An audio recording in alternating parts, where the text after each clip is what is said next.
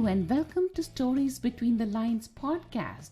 I am your host, Nandini, kicking off the very first episode of 2022. Happy New Year to you all. The beginning of the year is often dedicated to self-improvements and fitness and wellness and the diet talk. Yes, we do have to take care of our physical and mental health. Eating healthy and exercising is important, very important. But food in moderation is really the key to happiness. Certain types of food can actually generate feelings of happiness. Did you know that? Kind of takes you to your happy place. Nothing can be emotionally uplifting than reminiscing about food we grew up eating, the comfort of home. So, I decided to kickstart this New Year's episode of the Stories Between the Lines podcast to feature the tasty pages of The Flavors of Home, a cookbook packed with equal parts of stunning photographs, lip-smacking recipes, and nostalgic food stories. A book dedicated to food and family and the fond memories associated with it.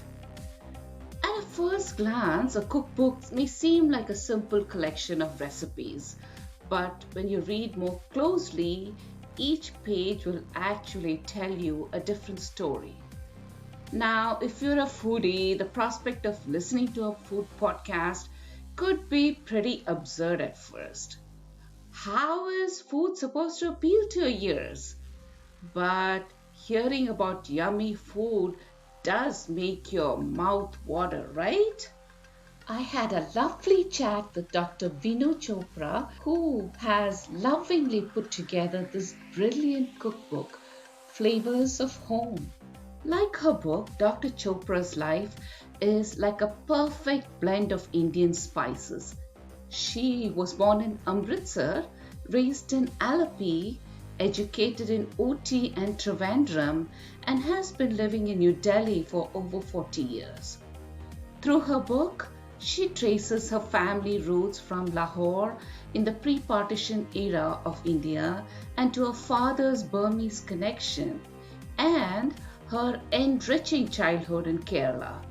The food story of each recipe makes this book an incredible memoir. At the time of recording this episode in New Jersey, where I live, the weather outside was freezing cold. Trying to get out of my warm and cozy bed was a torture. It was -7 degrees Celsius. With my first cup of coffee, I was browsing through the Flavors of Home book and found this really warm story about the Buttawala. He's literally called the corn man in India, a street vendor who makes toasty corn on the cob. This corn is roasted over hot charcoal, rubbed with just the right amount of salt and chili powder and lemon juice, served on leafy husk from the corn. A quintessential food on a rainy day in India. I was just craving to eat this warm and toasty butta this morning, but I instead made an equally comforting recipe from Dr. Chopra's book, an Indian-style spicy and soft corn egg scramble. This corny idea, she calls it in the book, was so delicious and just warmed my tummy on this cold wintry morning. And with that, I extended a warm welcome to Dr. Chopra to the Stories Between the Lines podcast. It's wonderful being on this forum. Thank you for inviting me, Nandini, and thank you for letting me share my food journey with all of you. The very first question I wanted to ask Dr. Chopra was actually triggered by my son, who was studying to be a doctor. He saw the cookbook on my coffee table and immediately reacted saying, "A doctor writing a cookbook? Wow, that's fascinating." So, what inspired an accomplished medical practitioner to be a culinary expert and then transcribe the expertise into awesome recipes in a book? Well, if one doesn't document some recipes which are favorites of the family, they get lost down the way. Every family I find has got maybe the same type of recipes made in a different way. But this is the way I would like our family to document the recipes we've been eating since I learned it from my mom and my mother-in-law. So I wanted the kids and grandkids to imbibe from that and keep it in the family. And that way they could also be the part of the life I had lived. So beautifully said. I'm sure the family recipes will evoke wonderful memories and help in any small way keep the traditions alive. The very first story in the book actually made me really drool and smile at the same time. It's a salad made with the king of fruits, a beautiful looking mango salad. I feel like I can dedicate an entire episode to talk about mangoes. It truly is the king of fruits, isn't it? And we have so many varieties in India. Just like the French are proud of their cheese, we have Indian mangoes to be proud of. I think the very mention of mangoes and mango trees triggers nostalgia for many of us as it vividly reminds us of the careless days of the Indian summer. There is a saying that April showers bring mango blossoms, and an indication that the hot summer days are fast approaching. For many of us who grew up in India, a favorite pastime was trying to pluck those alluring mangoes that majestically hung at the very top of the mango trees, and with a stick that had a special hook, or by pelting stones, we would have these mangoes drop to the ground. Dipping a raw mango in a little bit of chili powder and salt to take that first bite made our faces pucker with delight. Since the mango made it to the opening act of the book, I have no doubt that this king of fruit is Dr. Chopra's favorite fruit as well. You got that absolutely right, spot on. And yes, we've got about 1,500 varieties of mango in India. That's unparalleled to any other food in other countries, I guess. So, yes, it is a favorite of the family too.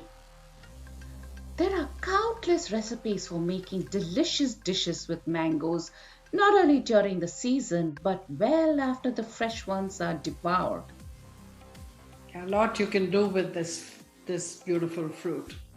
The mango pickle, both the southern style and the North Indian mango pickle. Of course, with kids in the house, the smoothies, the ice creams, the souffles, yes, and milkshakes. And there were curries where, which would be made with a little variety of ripe mango, mixed with coconut and tamarind in a curry form. I don't know the origin of the dish, but I think it was Maharashtra. I don't know, but my mother would make that, and we'd just have that with plain boiled rice. Are you all craving to eat a mango right now? I know I am, for a nice juicy malgoa, so popular in South India, or a slice of a sweet Alfonso. Won't that be wonderful?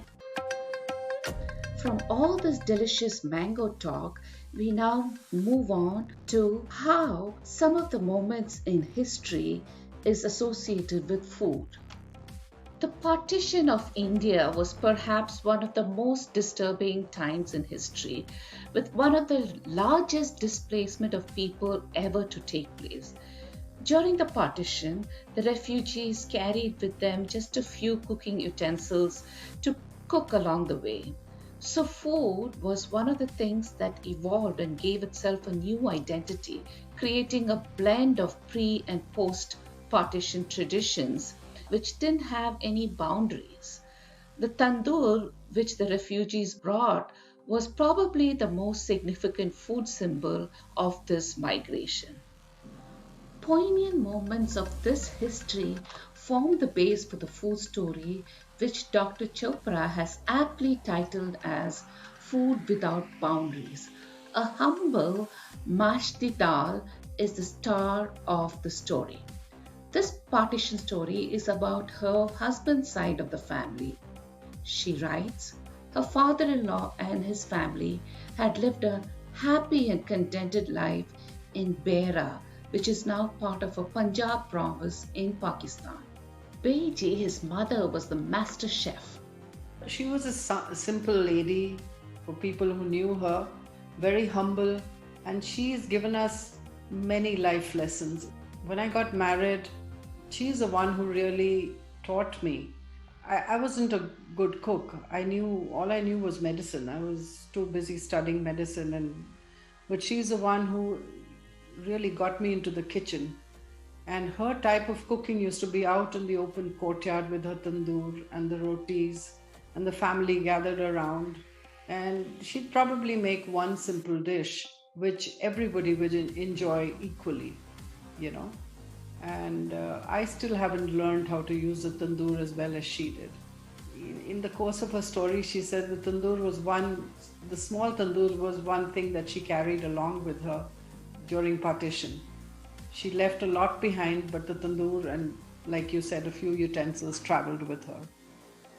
Beji's mashti dal and tandoori roti combination is a perfect example of comfort food. There is no picture to complement this food story and recipe in the book. I guess there's no need for one. The story paints a perfect picture of the simple lives. They lived simple lives in Bhera was a very small town. It still exists, and it is by the banks of the Jhelum River. So a very fertile land which grew their own wheat, milled their wheat, made the rotis in what you call a community or a sanja chula, as a community tandoor. And what she told us that they all shared together, all the families. Just a few stories that I remember her telling me was all related to food. Many of these refugees who came to India during the partition settled, I think, in Delhi. Yes, they settled in Delhi and moved to a small, community called the Harding Bridge. Still exists, and they had small quarters over there, where my husband's grandfather finally, got a job with the Indian Railways and stayed with it till he passed away. Punjab is known as India's breadbasket with its rolling wheat fields. Kerala is the spice garden. From black peppers, vanilla, cardamom, cloves, cinnamon, nutmeg, ginger, turmeric, and many more spices find their home here. Each spice has a personality that plays a specific role when used to cook a dish. In the book Flavors of Home, the word home, I feel, is dedicated to Kerala cuisine. Yes, well, I think I'm a Keralite first and then a Punjabi. I think, I was just born in Amritsar, and then at a very young age, we moved to a very small place in Kerala called Cherthala, which most people wouldn't have even heard about, and then made our journey on to Alleppey. So, Kerala food is number one for us in the family. And then when I got married, came to Delhi, the Punjabi food started. They say all seafood lovers must definitely try Kerala style fish curry. Yes, there is a small village called Nindakara, which I mention in the book.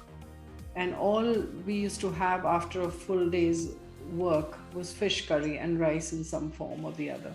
So some sort of fish and some rice. That was staple in that region. And one just grew to like it. I guess it was the freshness or the flavor, or it was just good food. Wholesome, healthy, and freshly made. Usually sardines, they call it matti curry. The next part of my conversation with Dr. Chopra holds a personal connection for me as we talk about the memories of Myanmar. Burma may be renamed Myanmar, but it will always remain Burma for people like us who have ancestral roots there. Like her father, my dad too was a refugee from Burma. He has told numerous stories and written a memoir about his journey walking along what was known as the Road of Death from Rangoon in Burma to Madras, now Chennai. Rangoon, before the Japanese infiltrated in 1942, was a predominantly Indian city under British Burma. My dad and his family had to live a very comfortable life in Rangoon when the Japanese attacked the country in 1942. The journey to India lasted more than 3 months by foot. He walked more than 3,000 miles. Thousands of refugees died along the way, and many thousands survived the treacherous journey. My dad was a survivor, although he lost two of his siblings along the way. With all these haunting memories, he used to always talk very fondly about his life in Rangoon, about the people, and of course the food. He loved Indian samosas of all types because they reminded him of the Burmese samosas. And of course, khao probably the most popular Burmese food. A hearty one-pot meal with a variety of crunchy toppings. Causeway played a big role in our family food journey. And other than that, there was mohinga, the fish soup that they used to make. I never really got the recipe of that, but I'm planning to do cooking from some of the more popular Burmese cookbooks, which are now available in the market, just to, increase the number of recipes that I know about Burmese food. There was never a vegetarian causeway, which was then invented for the vegetarians in the family. It's really very versatile and it's a very forgiving dish. You can put in anything that you want into that soup. The causeway recipe in the book is a very special one as it is a family treasure that we can all now try to cook. Who doesn't enjoy a favorite home-cooked food made with love? Reminiscing the foods we relished as children will constantly play a role in the foods we hold dear even as adults, isn't it? I lost my mother many, many years ago, but every day I connect with her through the beautiful memories I have of her, and food is very much at the core of those precious memories. But my mom was never in the habit of keeping recipes. In fact, I don't even remember her looking up a recipe to cook anything. It was always a pinch of this and a handful of that, and then boom, the dish is done and it tasted so good. The same with my mother in law. Both were such efficient and effortless cooks, masters of their kitchen. I learned to cook watching both of them with no specific measurements to refer to. Dr. Chopra has dedicated this book, Flavors of Home, to the two mothers in her life, her own mother and her mother-in-law, who diligently kept notes of the family recipes. Both of them were great collectors of recipe books. And both of them used to document recipes handwritten in notebooks at the time. They also used to cut out recipes from magazines and make a scrapbook out of it. So we had recipes from various magazines like Femina and Eve's Weekly at the time, and also Woman and Home, which was a very prized magazine because it used to come from the US. They thought all the international recipes came from there. That helped me a lot. In any Indian kitchen, baking in the oven, at least until the 80s, was really not a very popular cooking technique in many households, even in the urban areas, except for the traditional tandoor, of course, tandoor oven. I think in the mid or late 80s, my mom bought this round electric oven. I don't know if she bought it or somebody gifted to her. maybe a Bajaj brand or Philips, I can't remember. It had a looking window on top to check the color of the cake being baked. There was so much excitement when she baked a sponge cake, also known as a pound cake. The cake was baked to perfection in the oven and had the perfect texture. Well, my mother-in-law had an oven called the Belling oven, which she brought back from her when they moved from London to Delhi. But my mother baked in a small round Bajaj oven, with a glass top. A very basic, yeah, a very basic oven. And that's where I actually learned my baking. And then I progressed onto they used to call it the baby belling oven. But I still have it. It's still with me at home. And it's still functional after all these years. I think my mother's sweet little round oven is also still functioning or was still in use when I last checked about 5 or 6 years ago. Each one of the 35 plus recipes in the Flavors of Home cookbook has been so thoroughly put together, perfectly seasoned and garnished. Everyone has a go-to dish that is their favorite to eat and also to delight others, if you're a good cook. I would go with the fiery fish curry and the rice. That would be my favorite. Not necessarily the family favorite, but my favorite for sure. And mine would be the biryani. You just cannot go wrong with this dish, and yet everything can go wrong. The right amount of spices and cooking time is critical for this one pot, really aromatic dish, made vegetarian or with a favorite protein. Although the real origin of this dish is still being debated, but according to historians, biryani is the signature dish of Hyderabad, a southern Indian city, and was originated in the era of the Nizams. But depending on where you are in India or where you go in this diverse country of culinary flavors, you will get a different taste of biryani.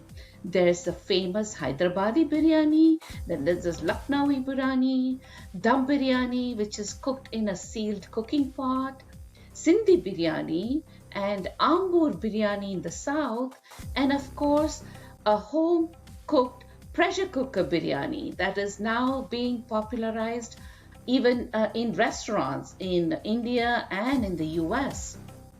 There's a beautiful ode to this festive dish in the Flavors of Home cookbook, and it's aptly titled as Biryani Bonds.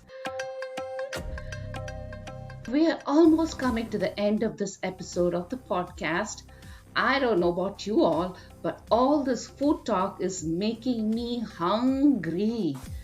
But before you go, let's hear from Dr. Chopra's little sister, Nikki Bindra, who actually lives in the same town as me. I've known Nikki for some time now, but had no idea she belonged to a family of culinary experts. Hi, Nikki. Welcome to the podcast. Hi, Nandini. Good to chat with you on this forum. Thanks for doing this for us. Coming from a family of food epicures, every day must have been a food fest for you. Give us a glimpse into the taste of your home, Nikki. Well, like Didi just walked you through all the different recipes and stuff. You know that food was a big focus in our house. Our dad was a foodie, so he would finish one meal and then he would be like, "What's for dinner?" I have memories of him. He used to be home. The most we would see him at home was on a Sunday. And he would absolutely want to have the biryani on Sunday. And our mom, I think, would make the best biryani. Apart from that, Didi's cooking has always been a hit, all over and even in our home. There's always references of how she cooks a certain dish and how I need to perfect what I'm cooking. So, and her favorite, I think, whenever we get together, like you must have already noticed, Kerala influence is big. So we always do a mallu meal. It could be either appam and stew, or maybe sambar, rice and avial, or even a fish curry. but my absolute favorite is prawn curry in coconut sauce. That's my go-to, my soul food. Yum, yum, yum, yum. Thank you both for joining my podcast today, and thank you, Dr. Chopra, for sharing the family recipes with us. And I'm sure the flavors of your home will find their way into so many more homes thanks to your cookbook. Thank you so much for having me on this podcast. It's been an absolute honor, and I hope people enjoy reading Flavors of Home and cooking from it. Well, I hope you all enjoyed this food talk. Making a home cooked meal can actually help you relieve some stress. Each and every recipe in the book will urge you to cook. So get your copy of Flavors of Home cookbook and start cooking. It's available on Amazon. Until next time, bon appetit!